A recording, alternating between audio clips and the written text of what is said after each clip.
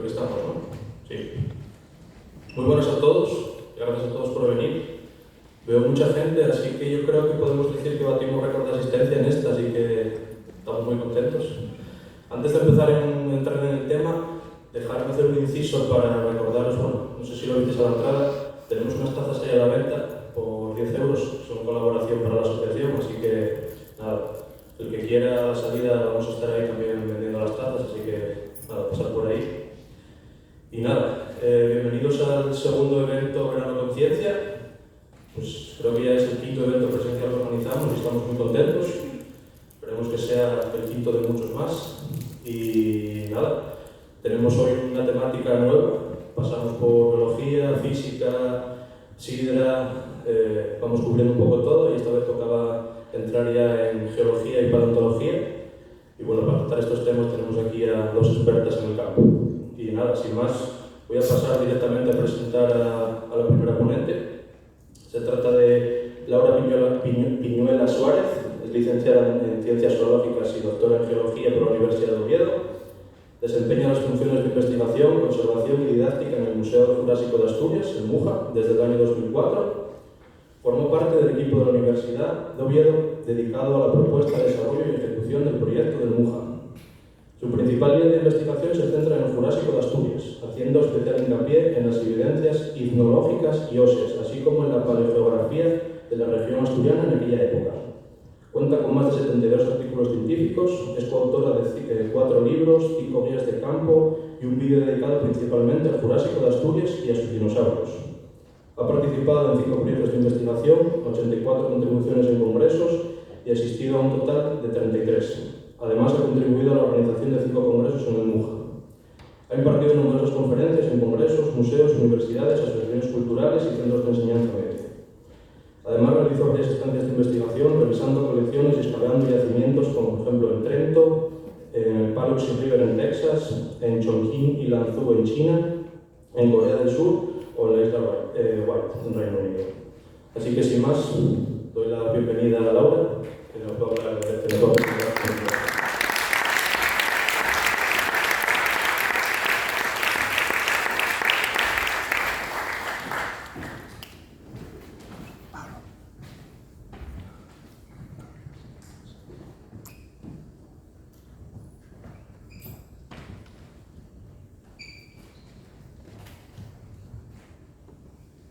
Buenas tardes a todos. En primer lugar, me gustaría agradecer a la Asociación Cultural de Villaviciosa Conciencia por haber invitado al equipo de investigación del Museo Jurásico de Asturias a participar en este evento y, como no, a los asistentes por decidir compartir con nosotras esta tarde calurosa de verano. Bueno, para comenzar la ponencia me gustaría que nos situásemos en el tiempo y en el espacio. Micrófono, Laura. Aquí, sí. Perdón. El tiempo nos lleva al Jurásico, que es uno de los periodos en los que se divide la historia de la Tierra. Concretamente es el periodo intermedio del Mesozoico. Comienza hace unos 201 millones de años y finaliza hace 145. Nada más y nada menos que 56 millones de años, tiempo suficiente para que tanto la geografía del planeta como el paisaje de Asturias hubiese cambiado muchas veces. Si pudiésemos viajar en la máquina del tiempo a las Asturias del Jurásico, prácticamente ninguno de nosotros reconocería el territorio. Si pudiésemos contemplar Asturias desde el aire, habría 3 cosas que nos llamarían sobre todo la atención. Una de ellas sería los relieves. ¿Dónde están los relieves que vemos en la actualidad? ¿Dónde estaría la cordillera Cantábrica, o la Sierra del Sueve, o el Monte Naranco, por poner algún ejemplo? Sencillamente no estaban. Se formaron muchos millones de años más tarde en lo que sería ya el Paleógeno. Otro aspecto que nos llamaría la atención sería la costa. Por un lado, no había costa acantilada como la que vemos hoy en día. Esos acantilados se formaron muy recientemente, ya en el Cuaternario. Y por otro lado, la orientación. En la actualidad, la costa asturiana es este-oeste, mientras que, sobre todo en el Jurásico superior, la costa era noroeste-sureste. Estábamos muy cerca de la costa occidental francesa, aún no se había abierto el Golfo de Vizcaya, que tardaría muchos millones de años más tarde. Y la tercera cosa que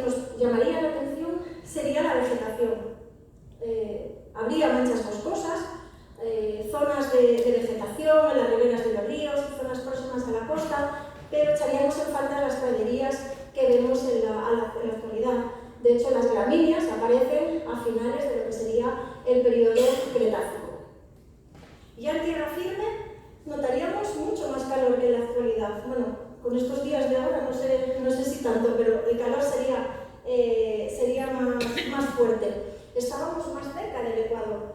En el Jurásico inferior estaríamos a 32 grados de latitud norte, mientras que más o menos a la altura de Casablanca, mientras que en el Jurásico superior estaríamos a unos 28 grados, a la altura de lo que estaría Canarias hoy en día. Si nos fijamos un poco bueno, por supuesto, la fauna que veríamos sobre todo de vertebrados completamente diferente, dominada por los reptiles y en particular por los dinosaurios. Si nos fijamos un poco ahora en el mapa, ya que lo tenemos aquí, en los mapas paleográficos, bueno, comentar que a principios del Jurásico comienza a desarrollarse el supercontinente Pangea y empieza a abrirse lo que sería el Atlántico Norte, que seguiría su apertura y culminaría con el Atlántico Central en el Jurásico Superior.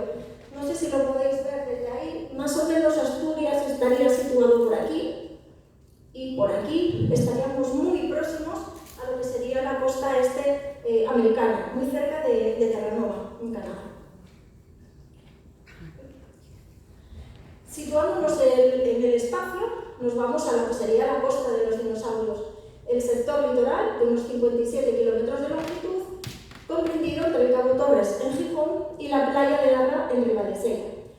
En el mapa geológico, estos colores azul claro representan las rocas del Jurásico de Asturias. Hacia el interior, como veis, también existen estas rocas, pero la cubierta vegetal impide que tengamos buenos afloramientos para trabajar con ellas. Por eso nuestro trabajo se centra prácticamente en lo que sería la línea de costa. ¿Y por qué están concentradas estas rocas, o parece que están concentradas en este sector? Simplemente porque el resto de rocas jurásicas fueron erosionadas, desaparecieron por la erosión. En geología agrupamos las rocas en función de una serie de características. A estos conjuntos de rocas los llamamos formaciones, y esas formaciones reciben el nombre de la localidad o accidente geográfico más cercano al lugar donde están muy bien expuestas para su estudio. Ordenando esos conjuntos de rocas en la vertical de más antiguas a más modernas, formamos lo que sería la columna estratigráfica, que es esta que veis aquí, la del Jurásico. Os sonarán, no sé si lo veis bien desde ahí, os sonarán los nombres de estas formaciones: Gijón, Rodiles, Vega, Tereñes y Lascas. La labor de un geólogo, bueno, hay muchas labores, pero una de ellas es exprimir al máximo la información que nos proporcionan las rocas. Así que estudiando sus características y los fósiles que acompañan a muchas de ellas, podemos reconstruir de forma bastante aproximada cómo eran los ambientes en los que se depositaron los sedimentos que hoy forman esas rocas. Así que, a finales de lo que sería el Triásico y principios del Jurásico, sabemos que se instaló una costa baja, fangosa, irregular, salpicada de pequeñas lagunas, salinas. Los sedimentos que se acumularon en estas zonas dieron lugar a las calizas, dolomías, brechas de colapso y evaporitas de la formación Gijón, que hoy podéis contemplar, por ejemplo, en los alrededores de Bárcena, o también en la cantera de la roca que se explota en la cantera de Fuentes. El mar invade el territorio y prácticamente, o buena parte del territorio queda sumergido bajo un mar abierto, pero de muy poca profundidad.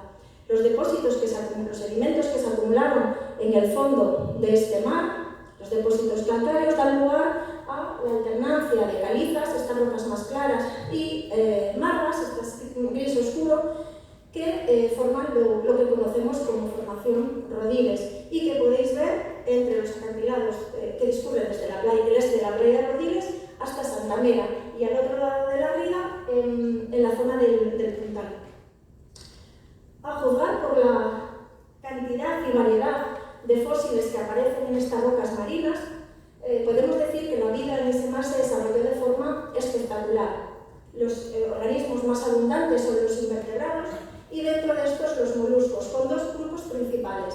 Los cefalópodos, representados por los ammonites, estos especie de calamares que viven en la última parte de las conchas, o los belenites, también parecido a un calamar. Este sería el fósil que aparece, es como una especie de bala, que estaría situado en esta parte opuesta a los tentáculos. El otro gran grupo de los moluscos serían los bivalvos, de los que tenemos muchas variedades. Aquí veis algo parecido a lo que sería la concha del peregrino. Otro grupo muy abundante son los braquiópodos y mucho más escasos serían los equinodermos, representados por los lirios de mar, los erizos y las ofiuras, que son las que veis ahora aquí en pantalla, que están muy bien conservadas y que serán objeto, serán protagonistas, digamos, dentro de unos pocos días en la prensa asturiana. Muchas veces, o la mayoría de las veces, los cuerpos blandos, las partes blandas de los organismos y sus caparazones no se conservan, se destruyen, no llegan a fosilizar, pero sí lo hacen las galerías que producen o las pistas que producen a lo largo de su vida. Aquí sobre este fondo negro podéis ver unas manchas blancas, esta más grande representa la galería de un crustáceo, mientras que estas pequeñas, estos modelado pequeños, serían de gusanos. A estas estructuras, como estas, se les denomina hipnofósiles o trazas fósiles. Los vertebrados son mucho más escasos que los invertebrados en este mar, pero aparecen los dos grupos principales, los plesiosaurios y los ictiosaurios, que veremos a continuación. Son vertebrados plenamente adaptados a la natación, porque tienen sus extremidades transformadas en palas o paletas. De los plesiosaurios, posiblemente, son los restos fósiles o los fósiles más escasos de todos los vertebrados del Jurásico de Asturias. Aquí tenemos una vértebra que corresponde a la más antigua de la península ibérica y un esqueleto parcial de un plesiosaurio que se considera el más completo también de la península. Estos son los ictiosaurios, más parecidos a los peces, como su nombre indica, y esto que veis en pantalla, que extrajimos hace unos años de los acantilados de donde está la depuradora, en Celorio, se considera el ictiosaurio más completo de la península. Aquí en rojo veis los huesos que tenemos en todo el conjunto, dentro del esqueleto. Os comentaba que durante esos 56 millones de años el paisaje asturiano cambió muchas veces, pero quizás el cambio más significativo tuvo lugar hace algo más de 152 millones de años, en el que se produjo la retirada de ese mar que cubría buena parte de la región y el territorio quedó emergido. Comienza aquí la colonización de la vida continental. En estos vastos territorios que quedan ahora al descubierto, comienzan a ser surcados por ríos mandriformes, pues que tienen muchas curvas,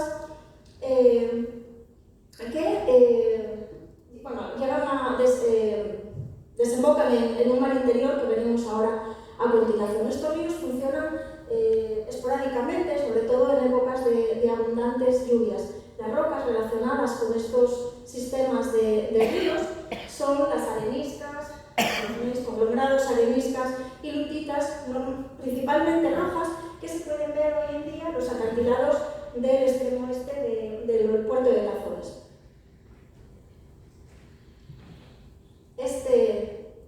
Como decía antes, estos ríos mandriformes desembocan en un mar, pero un mar muy diferente al que vimos previamente. Es un mar interior, de aguas salobres, que está protegido del océano abierto por una barrera que impide que entre el fuerte oleaje y en el que tampoco apenas hay mareas. Sería algo similar a una albufera.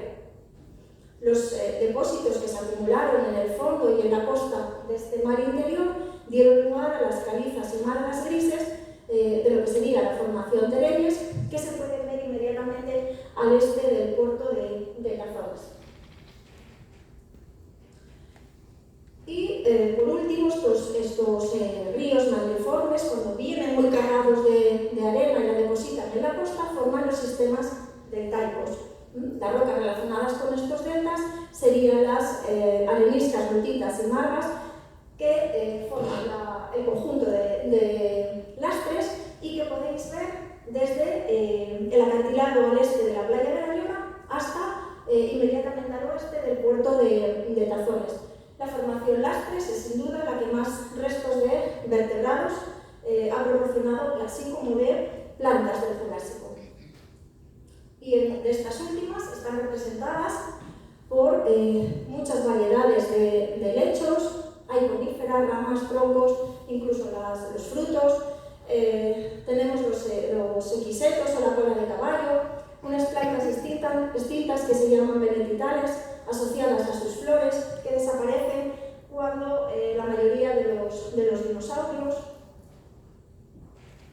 Muchos fragmentos de troncos, algunos de ellos arrastrados, otros en posición de vida, en los que aún se pueden ver las raíces, y algunos de estos troncos de coníferas sufren una transformación y dan lugar a lo que todos conocéis muy bien, que es el azabache. Aquí con Tomás Noval, el último minero. En esta última parte del Jurásico los invertebrados también son muy abundantes y están también representados por los más abundantes serían los moluscos, en este caso representados por bivalvos y por gasterópodos. La mayoría de ellos son de agua salobre, mezcla de agua dulce y salada, pero algunos ejemplos son exclusivamente de agua dulce, como este que veis aquí a la izquierda, que han proporcionado varias especies y géneros nuevos para la ciencia. Mucho más escasos son los equinodermos y en este caso representados exclusivamente por los erizos, que son de muy pequeño tamaño, apenas alcanzan el diámetro de una moneda de 2 céntimos.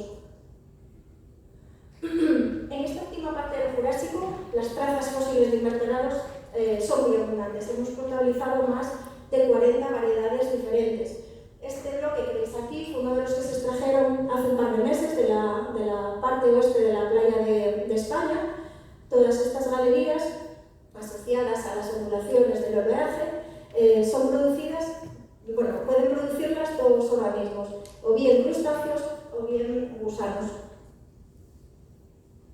Desde hace unos años hasta ahora, hasta la actualidad, cada vez son más frecuentes las trazas fósiles producidas por este grupo de invertebrados, los limúlidos, o conocidos comúnmente como cangrejo cacerola o cangrejo herradura. Muchas veces vemos lo que sería la impresión del cuerpo con la cola asociada incluso en este ejemplar, pero lo más frecuente es encontrar los rastros que dejan al caminar de forma diferente. En este caso vemos 3 individuos distintos, más pequeño, intermedio y este mucho más grande, caminando de forma diferente y deja rastros también distintos. A la derecha podéis ver esta especie de cordones que hacen montones. En la actualidad son estas marcas que veis aquí ahora. Los produce el gusano arenícola marino, lo que se utiliza para pescar. Este gusano vive enterrado en la arena, traga la arena, aprovecha los nutrientes y lo que no le sirve los pulsa dando esos montones. Esto que veis aquí, junto con otros 5 bloques más que tenemos en el museo, representa la primera evidencia fósil de este tipo de estructuras. Los vertebrados están muy representados en Asturias por peces y por el grupo de los reptiles. Y como lo más llamativo de los vertebrados asturianos son las huellas, quería empezar esta segunda sección con explicarme un poco cómo se forma la huella y cómo llega hasta nuestros días. En el caso más donde las huellas están mejor conservadas en Asturias es cuando el vertebrado pisa en un barro, deja el hueco que se rellena con otro material, en este caso arena. Todo ello se entierra. Durante el enterramiento hay una transformación del sedimento a roca y a través de los pliegues y de las fracturas, esas rocas que están enterradas salen de nuevo a la superficie y vamos a encontrar distintos tipos de huellas. Por un lado encontraremos el hueco por el vertebrado, que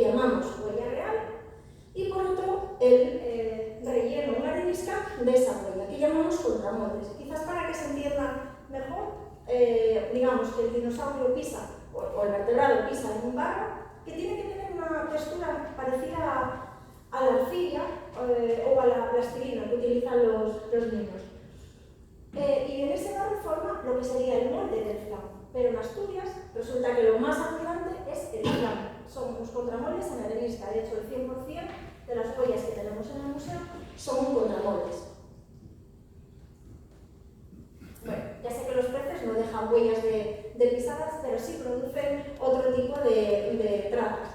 Aquí, a la derecha, veis todos estos surcos son producidos por las aletas de los peces, y estas que veis aquí, todos estos, que tienen los lóbulos, uno engloba al otro, son producidas por la boca del pez. Cuando mete el hocico, mete la boca en el sedimento, ese sedimento fangoso, así como la plastilina, y deja la forma de los labios.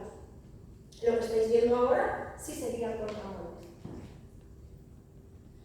Estos son los peces que encontramos en Asturias. Aparecen muchísimas escamas aisladas o en grupos, dientes también aislados o formando estas baterías que aparecen, que se encuentran en las dos mandíbulas, dientes de tiburón de muy pequeño tamaño, asociados a veces a las espinas que aparecen en la aleta, por delante de la aleta dorsal, y algunos cuantos ejemplares de peces bastante completos. En este caso, esta sería la zona del cráneo y le faltaría muy poco para llegar a la aleta caudal. Aquí tenemos la zona del cráneo también. Los cocodrilos asturianos eran litorales. Ellos podían meterse en el agua, no tenían ningún problema, nadar, pero no eran plenamente nadadores como vimos los reptiles marinos del principio. Sus extremidades no estaban transformadas en palas. En cuanto a restos, encontramos los dientes, que son muy abundantes, vértebras del cuello y de la espalda, algunos cráneos, placas sueltas de la zona dorsal, y este ejemplar, que es relativamente completo, con la zona posterior del cráneo aquí. Esto sería parte de la serie vertebral, algunas vértebras sueltas, y esto que veis por aquí son las placas que tienen a lo largo del lomo. Las huellas de cocodrilos son bastante abundantes en Asturias. Cuando están completas, las manos tienen 5 dedos y los pies 4. Esto es un pie, 1, 2, 3, 4, y esto es una mano, 1, 2, 3, 4 y 5, del mismo individuo. Es un individuo relativamente de tamaño medio tirando a grande. Por el contrario, estos de aquí veis dos rastros, uno menos oscuro que va hacia arriba de la pantalla y otro más claro que va hacia abajo. Esta barra que veis aquí es 1 centímetro, son ejemplares mucho más pequeños, del tamaño casi como de un lagarto que podemos ver hoy en día. Las tortugas, al igual que los cocodrilos, también son litorales, no tienen las extremidades transformadas. Aparecen muchas placas sueltas, aparecen varios cráneos y hay un número elevado de caparazones bastante completos. Sus huellas son bastante características, tienen esta forma en arco, uniendo 4 o 5 marcas de lo que serían las uñas.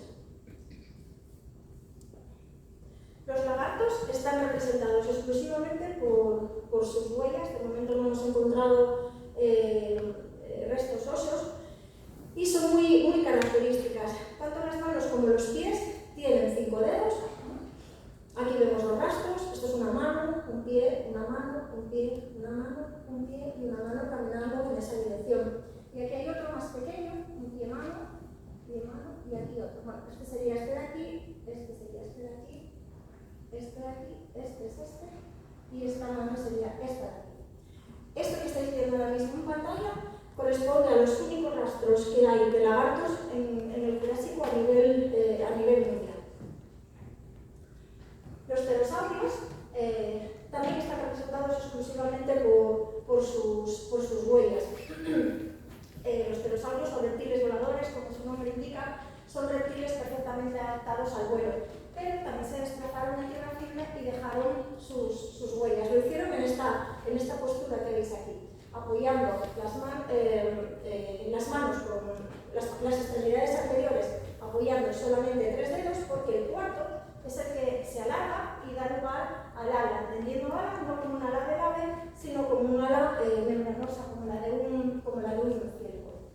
Por tanto, las huellas van a tener 3 dedos, 1, 2 y 3, son muy asimétricas. Bueno, quizás se ve mejor aquí en la pantalla, 1, 2, 3, 1, 2, 3. Y los pies son triangulares y tienen 4 dedos. Estos ejemplos son todos de la misma superficie, que ahora está toda en el Museo del Jurásico. En unos 5 metros cuadrados aparecen aproximadamente 100 huellas, tanto de manos como de pies. Hay un par de cosas muy llamativas en esta superficie, y una de ellas es el tamaño de las huellas. Estos pies tienen 18 centímetros de longitud. Comparando con esqueletos completos que aparecen en el Jurásico de Alemania, en una edad muy similar a la asturiana, al del Jurásico de Asturias, vimos que esos esqueletos tenían una envergadura de punta de ala de unos 2 o 2,5 metros. Con este tamaño del pie de 18 centímetros, calculamos que la envergadura del pterosaurio asturiano sería de unos 5 metros, por tanto estamos doblando el tamaño. Es un tamaño muy grande para lo que se conoce a nivel de Jurásico. De hecho, solamente se conoce una de las falanges del dedo del ala que pertenecía a un dinosaurio con un tamaño muy similar al que produjo las huellas asturianas. Pero además, una cosa muy espectacular, o por decirlo de alguna manera, es la conservación que tienen estas huellas, tanto en las manos como en los pies, sobre todo aquí, bueno, no sé si lo veis desde ahí en pantalla, pero todos los dedos en los pies de este pie tienen las marcas de las impresiones de las escamas. Imaginaros la pata de un ave, la pata de una gallina, que tiene esos polígonos, sería muy similar. Pero además, tanto en las manos, en las huellas de las manos como en los pies, aparecen las marcas, las impresiones de las membranas interdigitales. Y eso es la primera vez que se conoce en el registro fósil en cuanto a las huellas se refiere. Por estas características que os comenté, este conjunto de huellas de pterosaurios se considera como el más completo a nivel mundial. Los dinosaurios supongo que son las estrellas de los reptiles mesozoicos para prácticamente todo el mundo. También están presentes en el Jurásico asturiano. Tradicionalmente se los clasifica en función de cómo se distribuyen los huesos de la cadera. En saurisios, con cadera de reptil, y ornitisquios, con cadera de ave. Dentro de los saurisios tenemos los terópodos y los saurópodos. Y dentro de los ornitisquios tenemos los tireóforos, en Asturias representado por los estegosaurios, y los ornitópodos. De todos ellos, excepto los terópodos, que son en su mayoría carnívoros, el resto son todos vegetarianos. Esta es una clasificación muy sencilla de los dinosaurios que traemos aquí para ver solamente qué tipos están presentes en Asturias. Los terópodos, la mayoría carnívoros, encontramos numerosos dientes muy característicos, con esos bordes, esta forma curvada, con los bordes más cerrados, a modo de cuchillo de carne, y esta única vértebra, la segunda o la tercera de la cola, que perteneció a un megalosaurus o a un torvosaurus, no se puede llegar a decir uno en concreto, que corresponde al mayor terópodo del Mesozoico europeo. Y no estoy diciendo del Jurásico, estoy diciendo del Mesozoico. Desde que aparecen los dinosaurios, hace unos 230 millones de años, a los 66 millones de años en la que desaparecen o que se extinguen la mayoría de ellos. Si os fijáis en el dibujo, los terópodos son exclusivamente bípedos, caminan con las extremidades posteriores, por tanto las únicas huellas que vamos a tener son de pies. Hay tamaños muy diversos. Esta es una de las mayores huellas de terópodo que se conocen a nivel mundial, con 78 centímetros de longitud, hasta unos 4 centímetros la más pequeña. Las huellas tienen 3 dedos estrechos, largos y terminados en garras.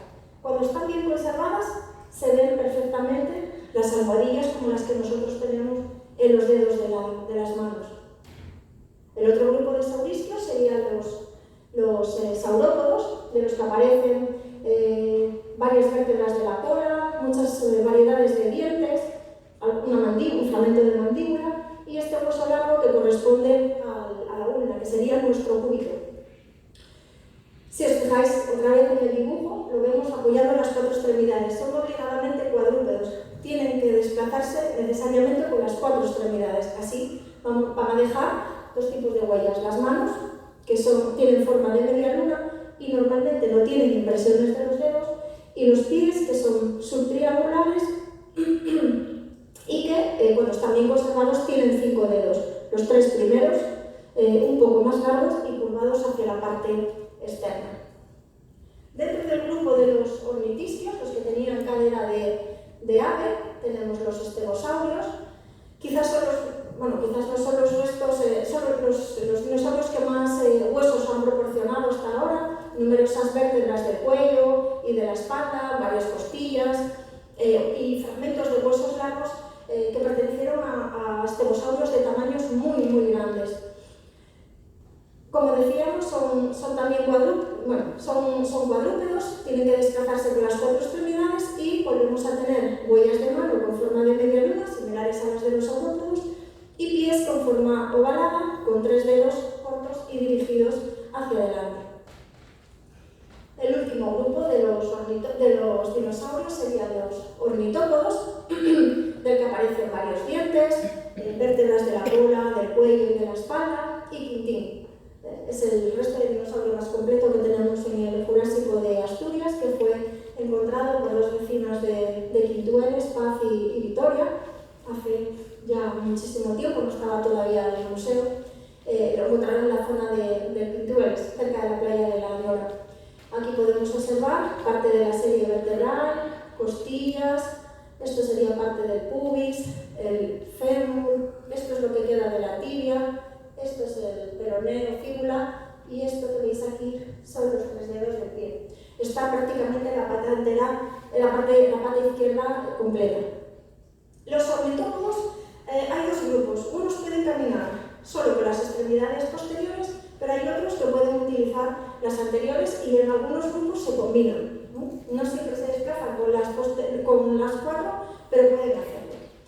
Las huellas de los pies tienen 3 dedos, cortos, anchos y no tienen garras. Es la diferencia sobre todo con los dinosaurios carnívoros. Mientras que las huellas de las manos son muy asimétricas y tienen 5 dedos relativamente cortos. Las impresiones de las escamas no son muy frecuentes en el registro fósil, pero en Asturias tenemos varios ejemplos de las mismas. Aquí podéis ver 2 de ellos con un tamaño de la escama relativamente pequeño, menos de 1 centímetro. Sin embargo, en esta, el diámetro del polígono llega a los 4 centímetros y medio. Lo que sí es muy frecuente en Asturias es encontrar estas estriaciones en las paredes verticales de las huellas, que están producidas cuando el pie, con esas escamas, se introdujo en este barro que era de tipo plastilina. Bueno, desde el equipo científico del MUJA lo que intentamos es reconstruir o completar, digamos, el puzzle del Jurásico asturiano. Nosotros hacemos fundamentalmente icnología de vertebrados e invertebrados y la reconstrucción de los ambientes del pasado, pero contamos con la colaboración de 50 investigadores nacionales e internacionales que aportan el conocimiento de otras ramas de la geología y de la paleontología. Y ya para terminar, pues comentar que el Museo Jurásico de Asturias alberga la colección de huellas de dinosaurios más completa de Europa y es la tercera a nivel mundial. Muchas gracias.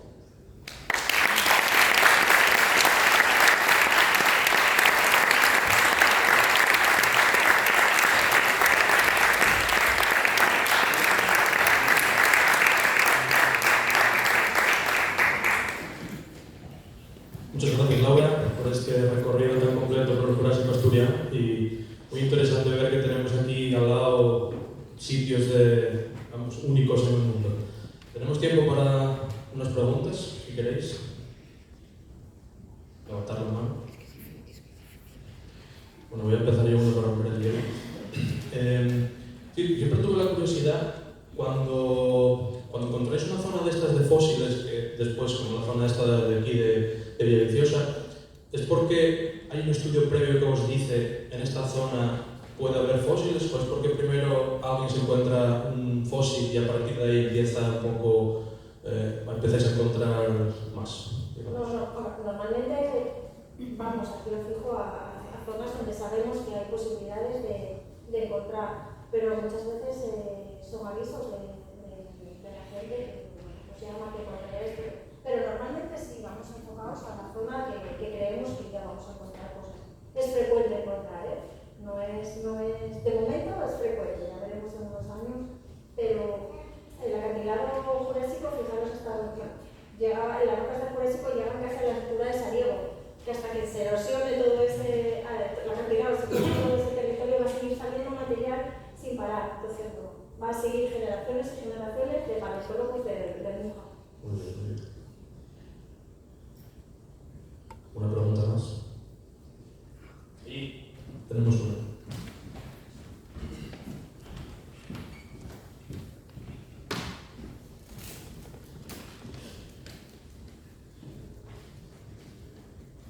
Bueno, no sé si se usa, pero son dos en realidad. No, la primera es, o sea, entiendo que vais sacando las lajas que se van erosionando para que el mar no se las lleve o no las destruya. Y esto que, o sea, que lo hacéis tipo con grúas y así sacáis y os ayuda, no sé, el gobierno de Asturias, al final como... Bueno, ahí vamos por partes. Normalmente encontramos muchas piezas que están caídas del acantilado. El acantilado jurásico es uno de los que más se mueve. La composición de las rocas hace que haya muchos desprendimientos y encontramos muchas veces el material al pie del acantilado, suerte. El problema es sacarlo. Todo lo que aguante el cuerpo va a la espalda. Hacemos unas portas de aluminio tipo serpa y cada uno aguanta lo que sube lo que puede. Cuando ya por ejemplo, el bloque que puse de la playa de España, pues tuvimos la suerte de contar con los gemelos de Quitueres, que colaboran mucho con nosotros, Gerardo y Teodoro Morís, y ellos pues, se piden los permisos oportunos y ahí introducimos un tractor con una especie de grúa, eso fuera. Y después, cuando ya es inviable con esos métodos, pues solicitamos el helicóptero al Principado. El principio responde solo lo hacemos cuando es muy necesario, cuando hay un bloque que es muy bueno, que merece la pena conservar y no se puede extraer de otra forma. Vale, y la segunda pregunta era, el tamaño que has comentado de algunos dinosaurios más grandes, ¿hay alguna hipótesis tipo de gigantismo o...? Creemos que sí, porque de hecho los estegosaurios, los huesos están diciéndonos que eran ejemplares enormes, muy grandes para el Jurásico. Los pterosaurios, como vimos, también. Las huellas de la playa de la Riega son las mayores del mundo a nivel de Jurásico. Miden 1,25 m. No lo comenté porque ya no me da tiempo, pero multiplicamos más o menos por 4 la longitud de la huella, obtienes la altura hasta la cadera del dinosaurio. En el caso del saurópodo de la playa de la Riega dan 5 metros de altura solo hasta la cadera. Las huellas y los huesos nos indican que hay organismos muy grandes, es cierto. ¿Más preguntas? Sí, te quería preguntar sobre la extinción de los dinosaurios, el famoso meteorito de Yucatán y tal. ¿Tenéis alguna teoría que podáis contrastar, algún resto que haya aparecido después de la famosa fecha que se supone cuando se extinguieron? ¿Algún resto de dinosaurio que se encuentra? Que yo sepa no apareció nada. Podría aparecer, porque no fue instantáneo.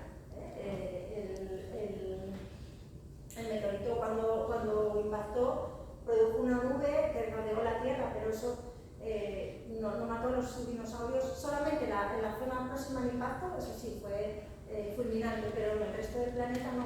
Entonces no sería tampoco raro que encontrásemos algún resto justo después de ese límite, pero ya, sería raro, pero tampoco imposible. Pero no mucho después, sería algo justo. Dice que la nube pudo haber durado hasta un año, no lo sabemos tampoco. está 100%, o sea, es un consenso de la comunidad científica que fue por el meteorito, ¿no? Porque hay otras teorías por ahí alrededor. Están saliendo siempre teorías, pero parece que la puntilla aparentemente fue el impacto. Pero sí que se está vinculando también con un mecanismo enorme de una zona de Nepal, en la India, que es un mecanismo que debe ser algo impresionante y que debe producir los mismos efectos que el impacto. Y son más o menos brutales.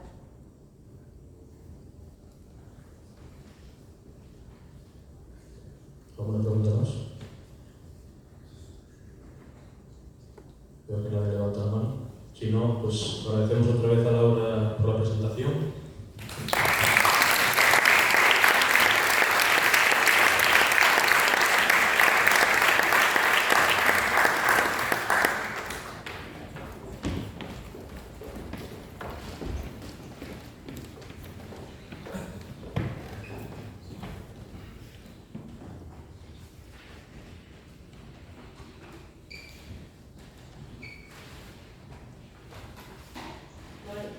Yo voy a presentar a la segunda ponente del día de hoy. Y hoy tenemos con nosotros a Montserrat Jiménez Sánchez, que nos va a hablar de patrimonio geológico, cambio climático, del mar a la cordillera pasando por Villaviciosa. Este tema es de especial interés para la sociedad debido a las afectaciones que produce en nuestra vida diaria. Nuestra segunda ponente de hoy comenzó su carrera como profesora universitaria hace casi 30 años y desde julio de 2018 es catedrática del Departamento de Geología de la Universidad de Oviedo. Es la segunda mujer en España que alcanzó esta condición en el ámbito de la geodinámica externa. La actividad investigadora de Montserrat Jiménez se centra en los cambios climáticos globales y más recientes del planeta Tierra y cuál es la interacción de dichos cambios con el ser humano. Para llevar a cabo sus investigaciones, Montserrat y su grupo de investigación utilizan como laboratorio natural la cordillera Cantábrica y sus alrededores. Actualmente, Montserrat Jiménez es la coordinadora del grupo de investigación geocantábrica, del que forman parte 12 investigadores. El objetivo de dicho grupo es comprender y divulgar el origen y evolución del relieve de la cordillera Cantábrica desde una perspectiva multidisciplinar e integradora. Su investigación ha proporcionado algunas contribuciones internacionales pioneras en publicaciones de impacto sobre la distribución espacial y evolución temporal del relieve de la cordillera Cantábrica, la dinámica de las laderas, la geomorfología glacial y el karst, y sus relaciones con el cambio global en sentido amplio. Así que sin más preámbulos, damos la bienvenida a Montserrat Jiménez Sánchez. Un aplauso, por favor.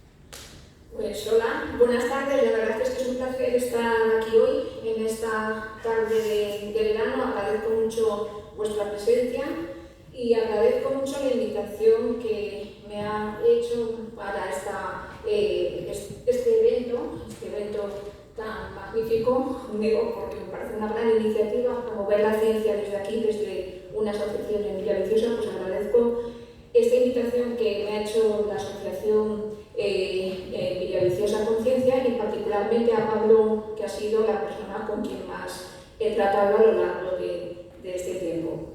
Bueno, pues como os decía María, que por cierto fue una amiga hace tiempo, pues voy a hablar de patrimonio geológico y cambio climático, del mar a la cordillera pasando por Villaviciosa.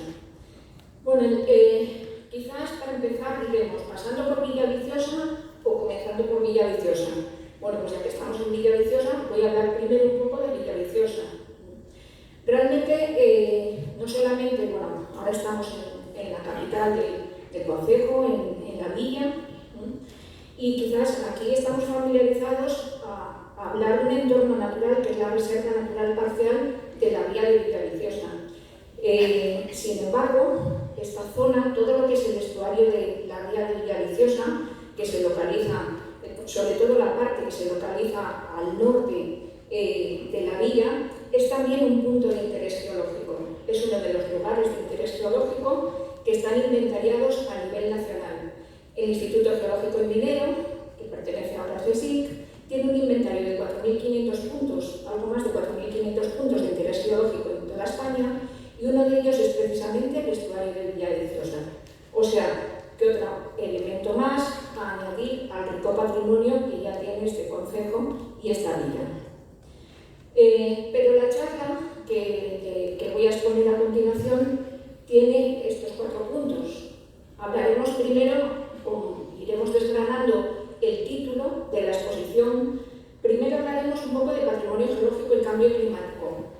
¿Por qué Asturias? ¿Por qué Villaviciosa? Y haremos alguna pregunta más. Luego hablaremos del mar, iremos del mar, entonces, porque ahí estoy poniéndolo en el título, del mar a la cordillera, primero iremos del mar, pasaremos, afortunadamente Laura ha hablado de la costa de dinosaurios, porque voy a comentar algunas cosas que tienen que ver con cuestiones que ella no ha dicho, sobre todo cuestiones que se han preguntado ahora o que se han comentado en relación con los acantilados y la erosión. Y después iremos a la cordillera. Nos hace falta un poco refrescarnos en un día como hoy, y ahí hablaremos del caso de las montañas, el patrimonio geológico del hielo glaciar del pasado, lo que es un legado para el presente. Y finalmente llegaremos a establecer unas conclusiones o unas reflexiones. Pues vamos con la primera parte. Bien, aquí pongo mucha letra, pero no hace falta que la leáis. Es una definición, cuando hablamos de patrimonio geológico, algo que no estamos familiarizados con ello. Podemos referirnos al conjunto de recursos naturales geológicos de valor científico, cultural y educativo, incluyendo, por ejemplo, las colecciones de Muja, afloramientos de roca, el paisaje, que nos sirven para comprender el origen y evolución de la Tierra y los procesos que la han modelado. Pensemos que cuando hablamos de patrimonio pensamos en bienes, herencia, legado, pues en este caso se trata de recursos y elementos que tienen un valor intangible, un valor que no se puede calcular. ¿Qué es lo que forma el patrimonio geológico? Pues lo que comentaba antes en relación con Villaviciosa, los lugares de interés geológico. Son conjuntos de lugares y elementos geológicos que tienen una especial relevancia desde el punto de vista geológico. Y como son muy variados, o cuando existe una gran variedad de lugares de este tipo, hablamos de una gran geodiversidad. Igual que se habla de biodiversidad, hablamos de geodiversidad. El otro aspecto, en esta primera parte, en esta introducción, me gustaría hablar, como menciono, el cambio climático, me gustaría hablar de lo que es el cambio climático en relación con el calentamiento global, porque a veces confundimos o mezclamos, los medios de comunicación, nosotros incluso en ciencia, hablamos de muchos términos, de muchos aspectos diferentes. Bueno, como cambio climático, a mí me gusta esta definición que viene en la página web de la NASA, el cambio a largo plazo en los patrones de comportamiento de las variables atmosféricas. Entonces, necesitamos tener periodos de tiempo largos para hablar de clima y cambio climático. Otra cosa es el calentamiento global. Ahí nos referimos al calentamiento observado en la Tierra desde el periodo preindustrial, 1850, 1900, y que en buena parte y que se atribuye, ya es aceptado en general, está motivado por la actividad humana. El caso es que no son sinónimos. Podemos hablar de cambio climático asociado a causas naturales, y el calentamiento global del que estamos hablando ahora se utiliza precisamente para relacionarlo con fenómenos antrópicos.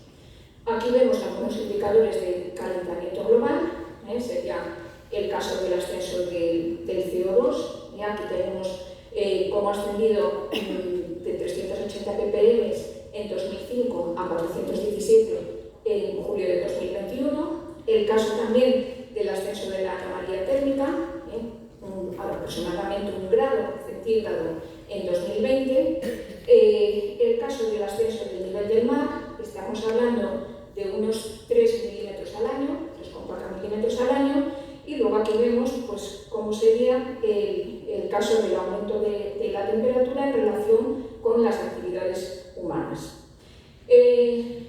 La manera de relacionar los cambios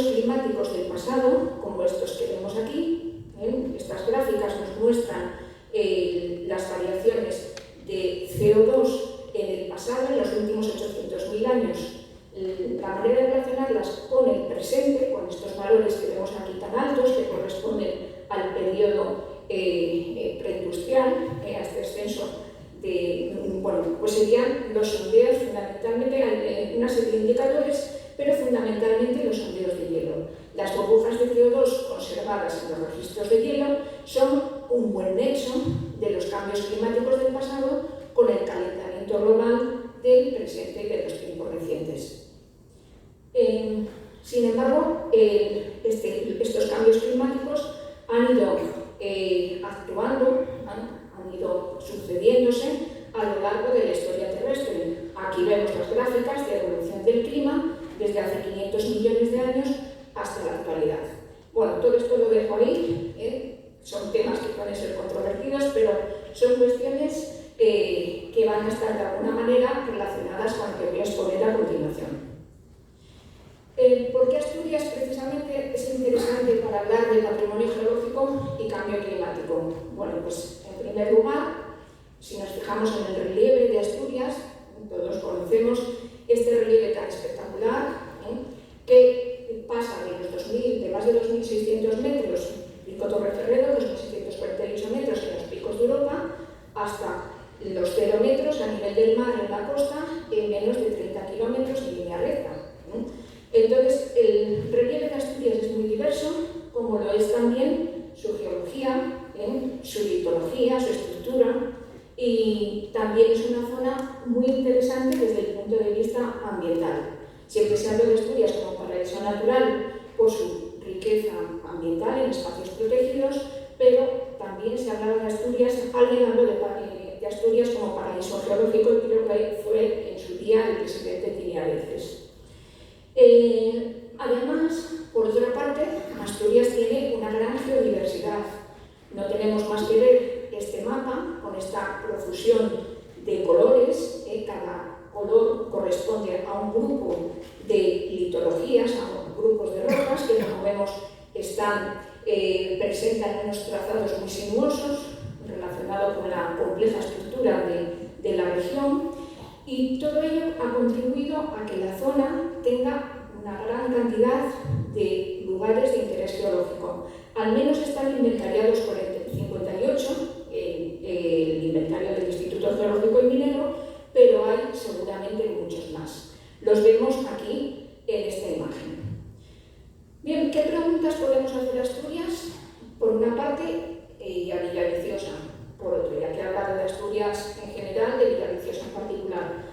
Pues, y ya que he hablado de cambio climático, calentamiento global, cambio más reciente, pues podemos preguntar cuál es la relación que existe entre el patrimonio geológico y las variaciones climáticas actuales, y la otra pregunta es cuál es la relación entre el patrimonio geológico y los cambios climáticos del pasado.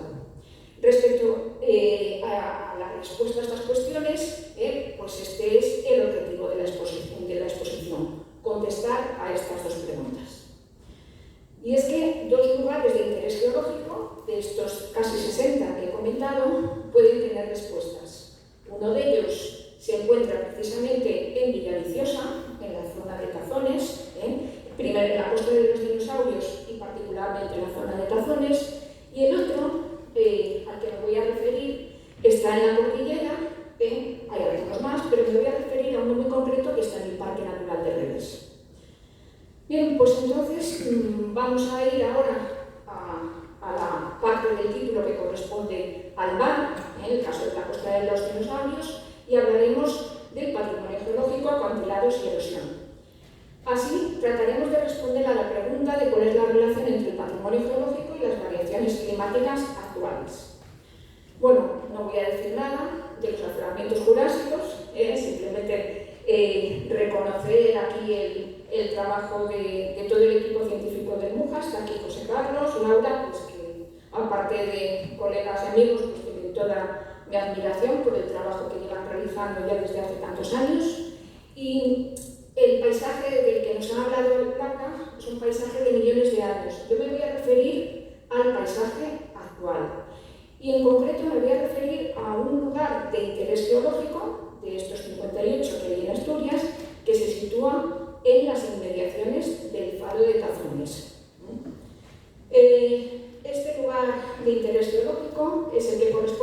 conocimiento paleognológico del Jurásico superior en los acantilados Puerto y Faro de Tazones. Laura ya nos ha comentado, nos ha hablado sobre ello. Y aquí, bueno, es una de las zonas visitadas por el equipo de investigación del MUJA. Aquí tenemos a Laura, esta es una publicación en la que ella participó, Roberto Hoyos, Domínguez Cuesta y Laura Piñuela.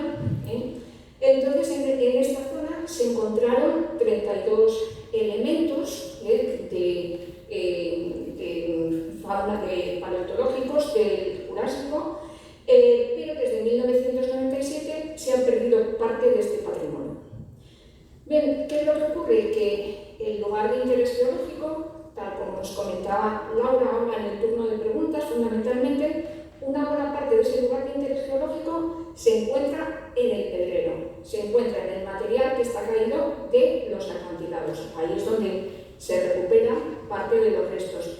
Pero esta zona está justamente donde el arrallo de Tazones, arrallo que ha tenido una gran repercusión en la prensa en los últimos tiempos. Aquí podemos ver una de las vistas desde el aire, aquí la delimitación de la zona afectada que hicimos en un primer momento, y aquí vemos las inmediaciones del Faro de Tazones. Como decía, parte del lugar de interés geológico corresponde a lo que sería el pedrero, situado en todo este sector de aquí, y aquí vemos el Faro de Tazones. Bueno, aquí tenemos un proyecto de investigación, antes que codirijo con María José Domínguez Cuesta, también compañera y amiga, en el que perseguimos precisamente resolver o recabar datos sobre cómo se erosiona la costa acantilada en Asturias. En relación con eso, ¿qué procesos geológicos activos están afectando a la zona que he comentado, a la zona donde está este lugar de interés geológico, a esta zona donde nuestros compañeros del MUJA recogen parte de alguna de las zonas donde recogen parte de estos restos de paleontológicos?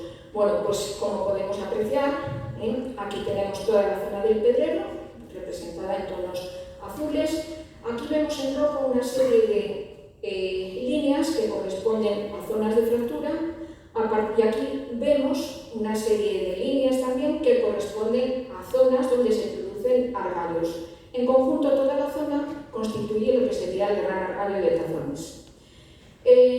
Para que veáis las evidencias de los procesos activos, pues la historia ya era anterior, pero bueno, para nosotros comenzó en el año 2018, en que existía un restaurante aquí en las inmediaciones del puerto de Tazones, muchos los conoceréis, que presentaba un problema de grietas, y estas grietas fueron progresando hasta que, el año siguiente hubo que demoler el restaurante, tuvo que ser evacuado y luego demolido. Pero fijémonos que las grietas siguen afectando a lo que eran las ruinas del propio restaurante. Aquí tenemos unas imágenes en las que podemos ver, tomando como referencia el faro, cuál ha sido la progresión de las grietas en toda la ladera. Vemos que el inicio, las grietas que no solo afectaron a la parte de arriba, se fueron extendiendo, la de abajo, se fueron abriendo progresivamente hasta formar verdaderos, prácticamente algunos barrancos, parecen literalmente barrancos de algunos metros de profundidad. En la zona más baja se producen distintos desprendimientos rocosos, distintos fenómenos de flujo, que son los que originan la caída de bloques, estos bloques en los cuales puede haber este patrimonio paleontológico de los que nos habló Laura en el caso anterior. Lo que ocurre aquí es que el oleaje, en parte, esa acción del oleaje, está socavando la parte baja de la ladera, y entonces, como consecuencia, los materiales se van cayendo y la ladera va retrocediendo. Si miramos desde el aire estos procesos activos, aquí tenemos un vuelo de dron del año 2018, podemos ver cómo estaban las grietas, aquí vemos cómo habían progresado en 2019, y aquí tenemos otra vista un poco posterior, ya de 2020. ¿Cómo es el arraigo internamente? Bueno, pues aquí podríamos, si hiciéramos una especie de radiografía, un corte, una superficie escalonada. Tenemos, todo esto sería la zona que se está moviendo hacia el mar, y aquí vemos unas líneas que corresponden a lo que sería, por una parte, fracturas geológicas, diaplasas, que nosotros llamamos diaplasas, y todo esto de aquí correspondería a los planos de estratificación de las rocas. ¿Qué dimensiones tiene el arrayo?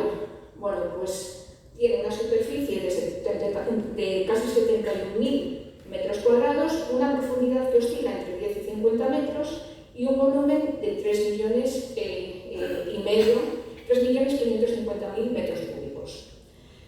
Bueno, aquí, como estábamos hablando de patrimonio geológico, estábamos hablando de clima, ¿qué hacemos para relacionar el movimiento de este arrayo con el clima? Bueno, pues aparte de conocer cómo se mueve, mediante unos marcadores topográficos, cada mes vamos a tomar medidas con una estación total, aparte de hacer vuelos de dron.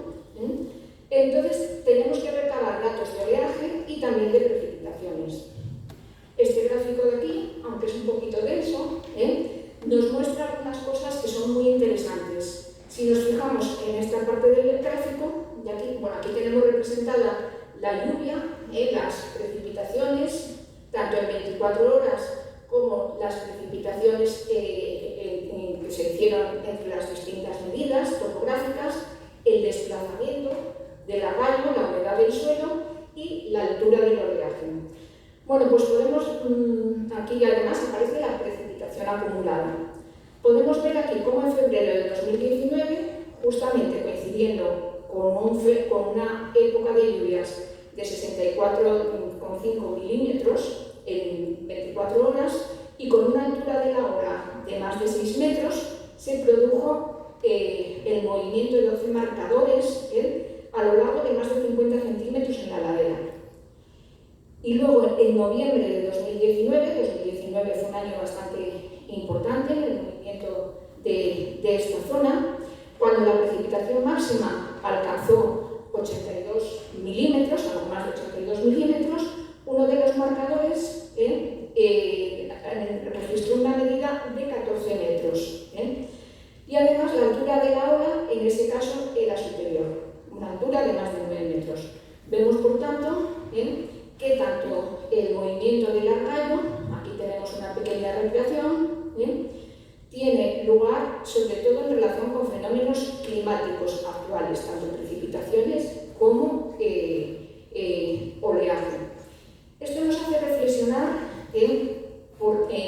respecto a lo siguiente: los procesos geológicos que están vinculados a fenómenos climáticos actualmente pueden presentar una doble vertiente. Por una parte, la costa retrocede, como hemos comentado, y parte del patrimonio geológico desaparece o puede desaparecer, a no ser que llegue Laura y Moja y lo recoja.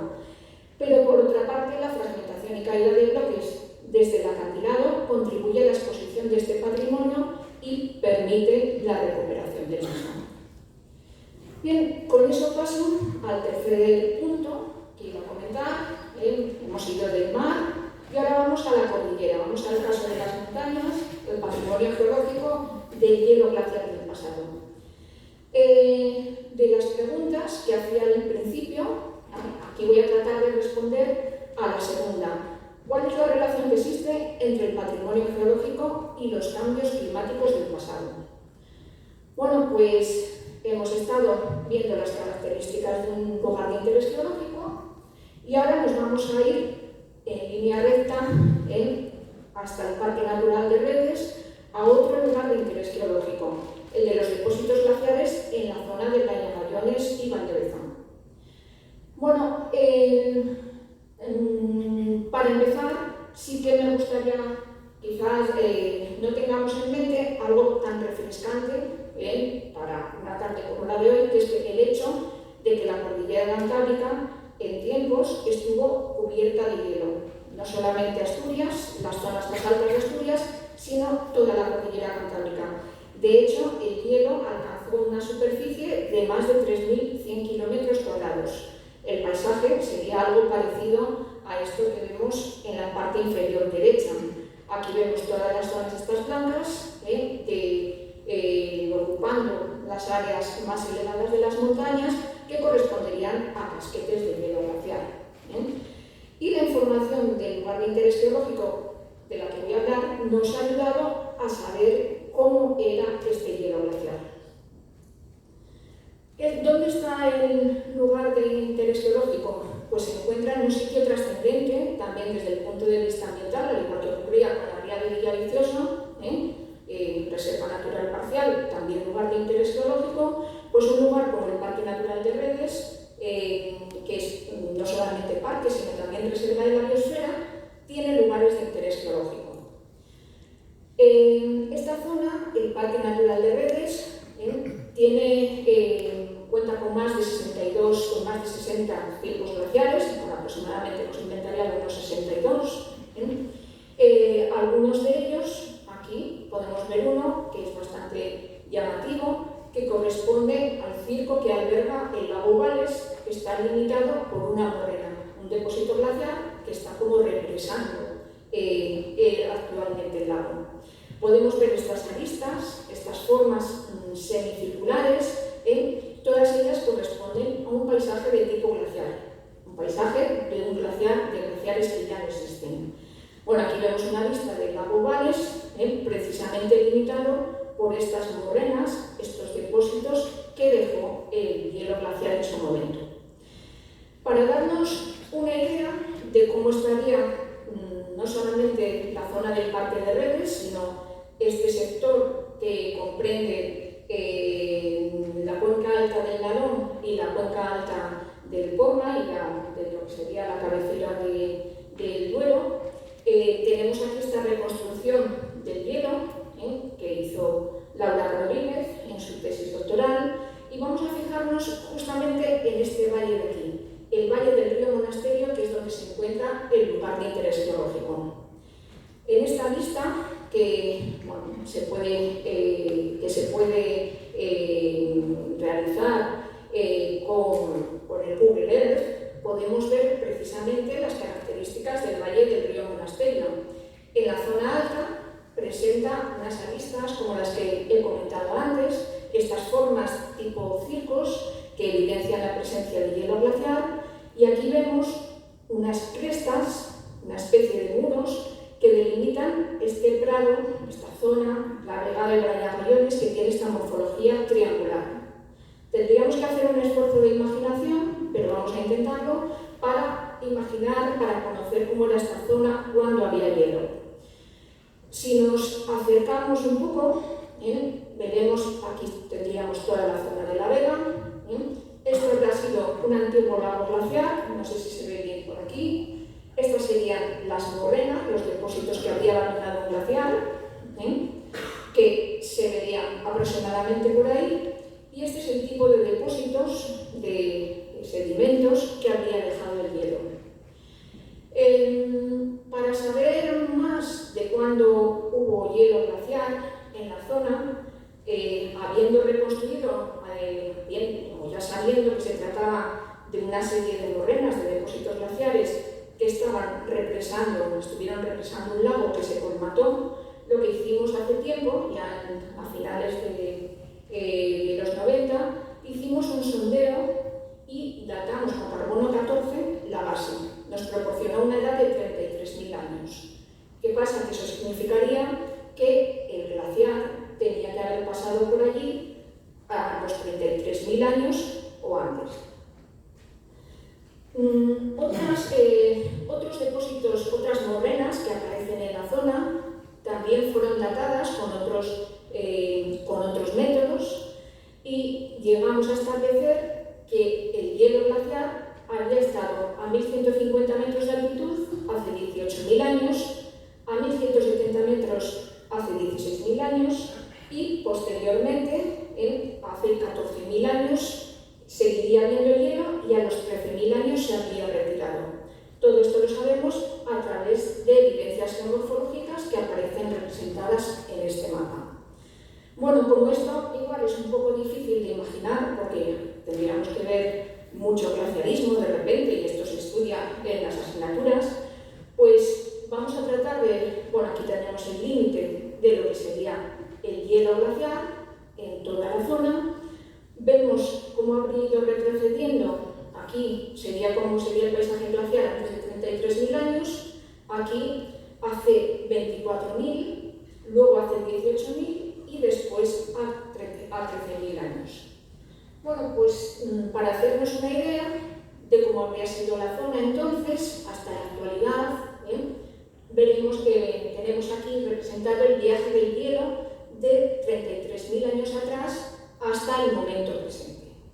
Voy a pasar otra vez. Aquí tendríamos el lago, aquí habría dejado estas morrenas, el hielo seguiría retrocediendo hasta llegar, es un paisaje que más bien nos recuerda el de los Alpes, hasta llegar a las zonas más altas para finalmente desaparecer. Bueno, pues aquí tenemos otra reflexión, desde la montaña y el hielo antiguo de la cordillera cantábrica. Los cambios climáticos del pasado generaron glaciares de montaña que modelaron paisajes muy espectaculares en espacios protegidos de la cordillera cantábrica, como es el caso del Parque Natural de Redes. Y en estas zonas, además, gracias a eso, tienen una gran belleza y un gran valor patrimonial. En este caso, el patrimonio geológico sería un registro de cambios climáticos del pasado y un legado para el presente. Bueno, y termino ahora ya con unas líneas, una conclusión, una reflexión final, relacionada con el patrimonio geológico y cambio climático, y volviendo al título del principio. Del mar, como hemos visto, la costa de los dinosaurios es, por una parte, una zona con un rico patrimonio paleontológico, pero también es un laboratorio natural de procesos activos en el presente, que destruyen el acantilado, pero que permiten recuperar, al exponerlos, restos de alta importancia. A la cordillera nos vamos al Parque Natural de Redes, como ejemplo de lo que pasa en la cordillera cantábrica. Los antiguos glaciares de montaña contribuyen a crear patrimonio geológico, un legado para el presente. Y pasando por Villaviciosa, pues hemos empezado por Villaviciosa, volvemos a Villaviciosa y aquí quizás el Argallo de Tazones, que es un magnífico laboratorio geológico natural en tiempo real, pueda llegar a ser algún día reconocido como otro punto de interés geológico. Bueno, y esto es todo. Gracias por vuestra atención en una tarde calurosa del verano en Villaviciosa. Muchas gracias.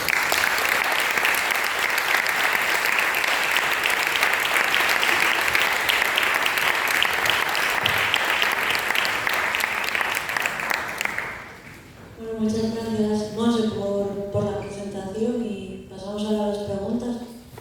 ¿Hay alguna pregunta? Bueno, si no, mientras pensáis, empiezo yo.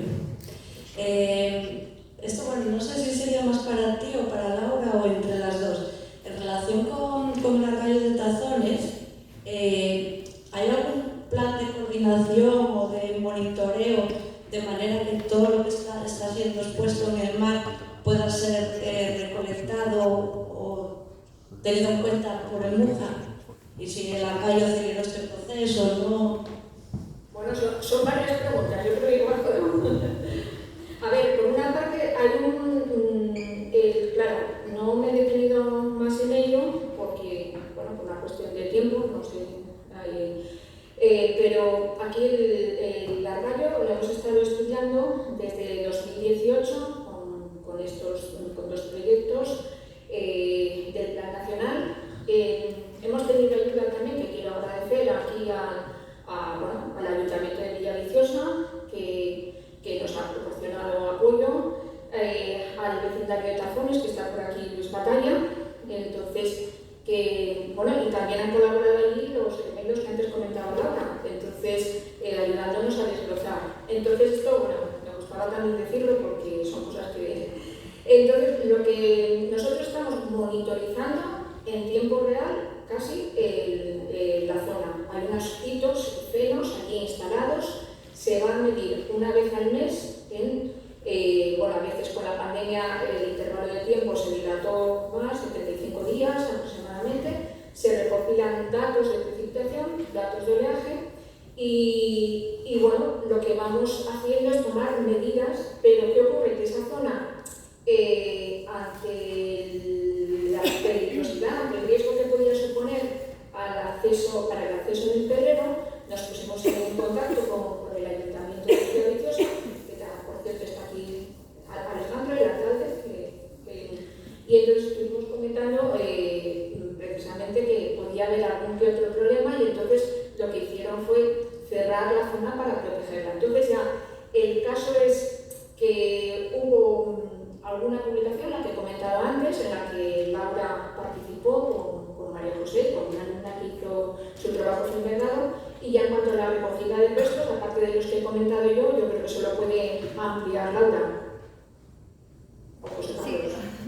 Bueno, algunos restos se perdieron. Dentro del yacimiento del faro de Tazones teníamos una superficie que la destrozó completamente. Unas huellas bastante llamativas y muy escasas.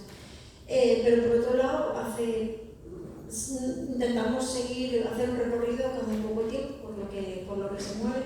Y hace poco menos de un mes estuvimos y sacamos bastante flora en este caso, y dejamos allí material para volver otro día. Muchas gracias. ¿Alguna pregunta más?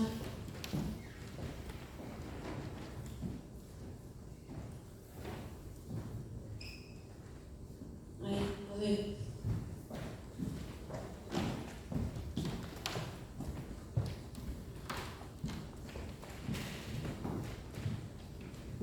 Bueno, es una reflexión y una pregunta. A ver, por una parte, me ha gustado mucho la diferenciación que has hecho entre cambio climático y calentamiento global. Y en referencia a esto, me gustaría lanzar una reflexión. O sea, el cambio climático es una constante, ¿vale? Y nos tenemos que adaptar. Pero si nuestra participación se traduce en un calentamiento global, el proceso se acelera y tenemos menos tiempo para adaptarnos. Como se ve en el caso del Argallo, que había un restaurante, se cayó y todo el tema. Entonces, la pregunta sería, con el tema del Argallo, que me parece una cosa como muy visual, que la gente puede darse cuenta que realmente hay un cambio que está pasando y que nos tenemos que adaptar, ¿hay algún plan de concienciación a nivel quizás de divulgativo o no sé, tipo desprendimientos de laderas, ¿no? Pues ahora el clima se estaba convirtiendo en más extremo, porque por ejemplo el ejemplo de cuanto más precipitación ha habido y el oleaje más fuerte es cuando más se ha movido, ¿no? Sí. No sé si me Sí, explico. bueno, a ver, respecto a divulgación y concienciación, pues siempre que podemos, ya veis, estoy aquí hoy, día de agosto, vacaciones, entonces hacemos lo que podemos. Entonces, hace poco, pues María José, mi compañera, estuvo en Tazones, estuvimos en Tazones con Luis Batalla, de los vecinos de Tazones. Por cierto, una hermana mía vive allí. Bueno, en realidad hay miembros de mi familia viviendo aquí en la zona de Villaviciosa. Y entonces lo que hacemos es, siempre que podemos, pues dar alguna charla divulgativa. Si alguien nos llama, entonces esa es una manera de hacer un poco de divulgación y de concienciación. Luego, por otra parte, pues no sé, estamos abiertos a cualquier sugerencia que se nos pueda hacer. De momento hemos hecho también tenemos algún vídeo relacionado con nuestros proyectos, algún vídeo divulgativo.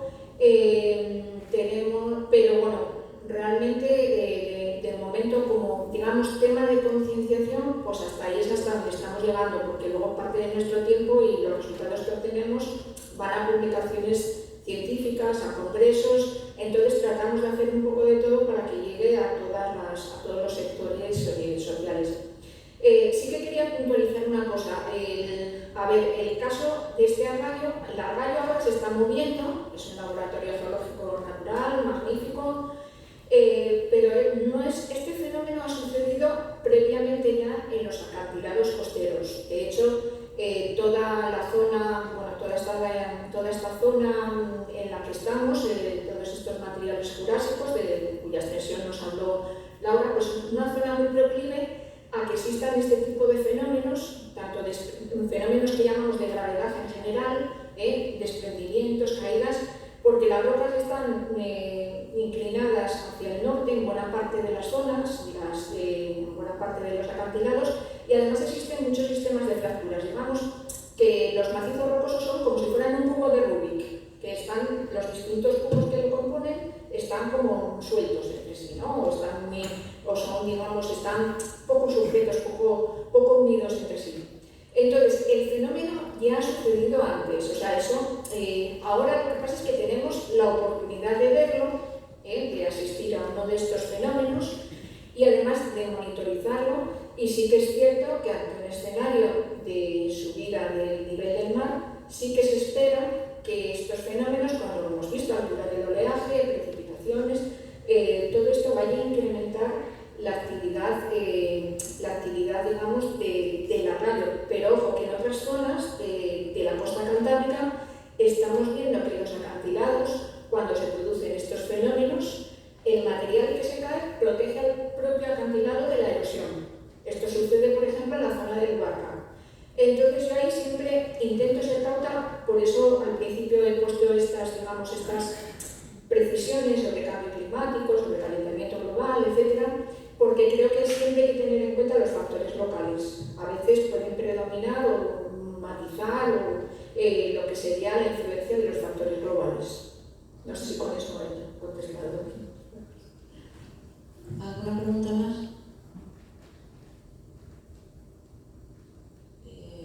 Bueno, voy a preguntar yo la última.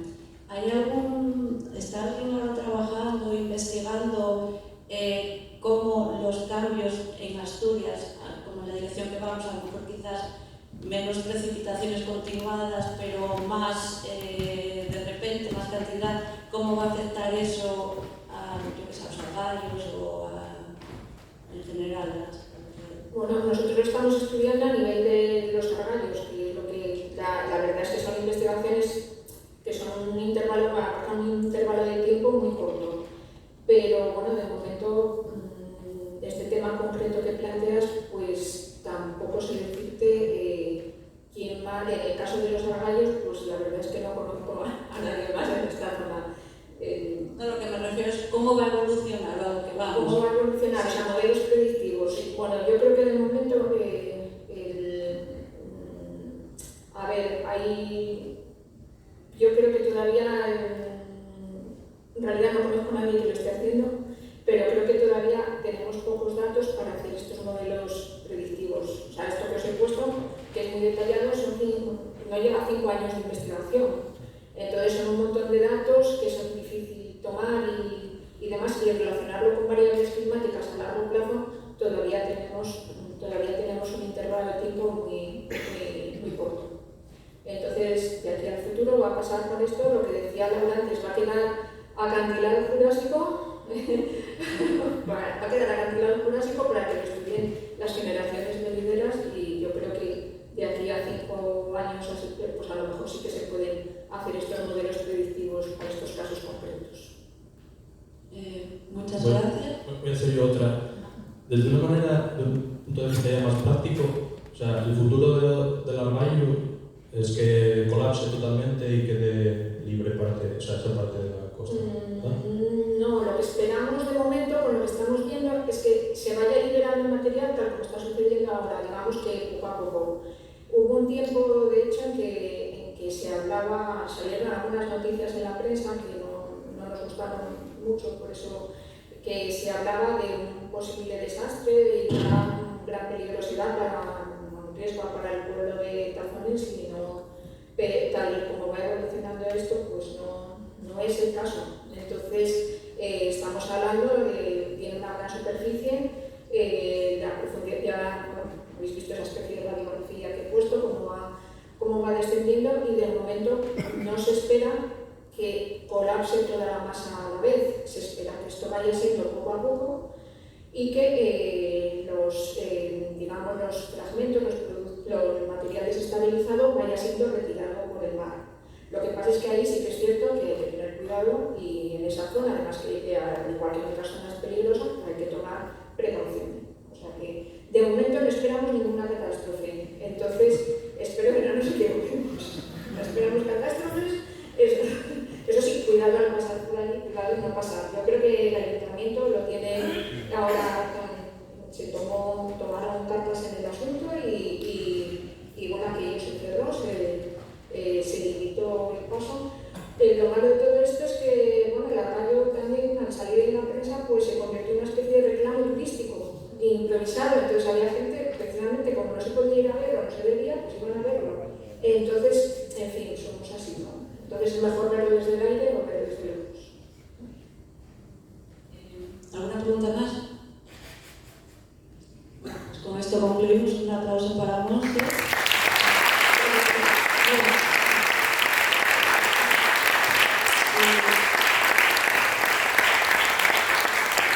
Queríamos llamar a Laura también, que sube aquí, por favor, que tenemos un detalle.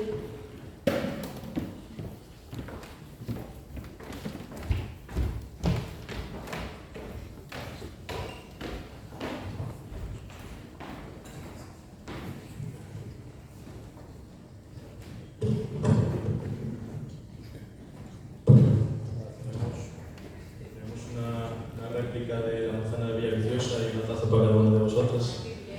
Muchas gracias por venir, fue un placer.